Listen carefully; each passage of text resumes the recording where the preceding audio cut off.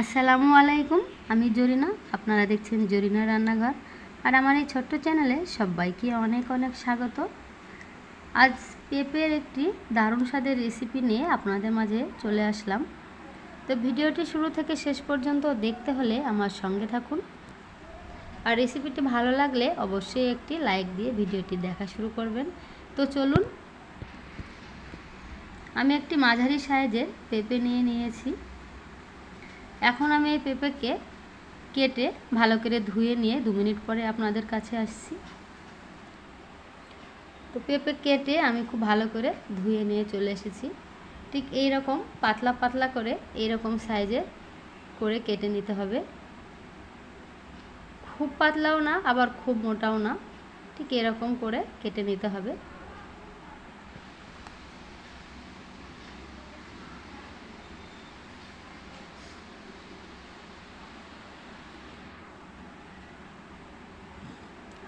এখন আমি দিয়ে দিচ্ছি কর্নফ্লাওয়ার। তো 1 বাটির কম আমি কর্নফ্লাওয়ার নিয়েছি, তার মধ্যে আবার অর্ধেকটা দিয়ে অর্ধেকটা রেখে দিলাম।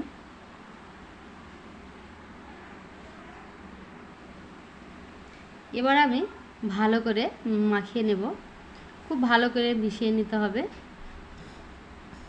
তারপরে আমি দিয়ে দিচ্ছি লঙ্কা গুঁড়ো। আর এখন আমি দিয়ে দিচ্ছি পরিমাণ মতো লবণ। এবার সবগুলো খুব ভালোভাবে মেখে নিতে হবে। উপকরণগুলো সব ভালোভাবে মিশিয়ে নিতে হবে। পেঁপে কিন্তু অনেকেই পছন্দ করেন না, কিন্তু এইরকমভাবে পেঁপে দিয়ে রেসিপি করলে সবার খেতে ভালো লাগবে। আর গরম গরম ভাতে এরকম পেঁপের রেসিপি থাকলে তো আর কোনো কথাই হবে না। রুটির সঙ্গেও খেলে আপনারা খেতে পারেন। আমি কিন্তু রুটি, গরম ভাত সব কিছুর সঙ্গেই খাই। এবারে দিয়ে দিচ্ছি খাওয়া তেল। আবারও খুব ভালোভাবে মেখে নিতে হবে।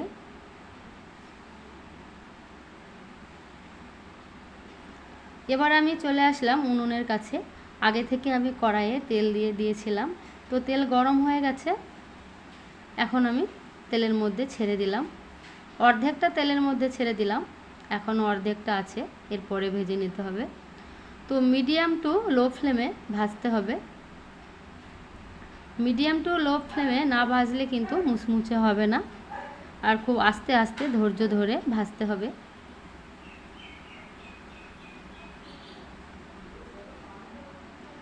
পেঁপে দিয়ে এই রেসিপিটা আপনারা অবশ্যই একবার হলেও বাড়িতে বানিয়ে খেয়ে দেখবেন। এটা কিন্তু খেতে ভীষণ ভালো লাগে।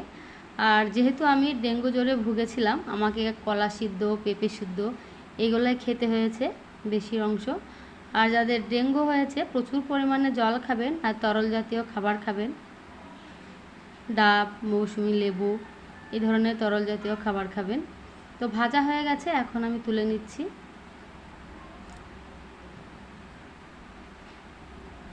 এই যে ভাজা হয়ে গেছে, আমি তুলে নিয়েছি। আর বাকি যেগুলো ছিল সেগুলোও আমি তেলের মধ্যে ছেড়ে দিয়েছি। ঠিক একইভাবে আমি ভেজে নেব মিডিয়াম টু লো ফ্লেমে। তো রেসিপিটি ভালো লাগলে অবশ্যই একটা লাইক দিয়ে ভিডিওটি দেখা শুরু করবেন। চ্যানেলে নতুন বন্ধু হয়ে থাকলে প্রথমেই চ্যানেলটিকে সাবস্ক্রাইব করে আমার পাশে থাকবেন। আর অবশ্যই কমেন্ট করে জানাবেন যে আজকের এই পেঁপের রেসিপিটা কেমন হয়েছে। গরম ভাতে আমার কিন্তু খেতে খুব ভালো লেগেছিল।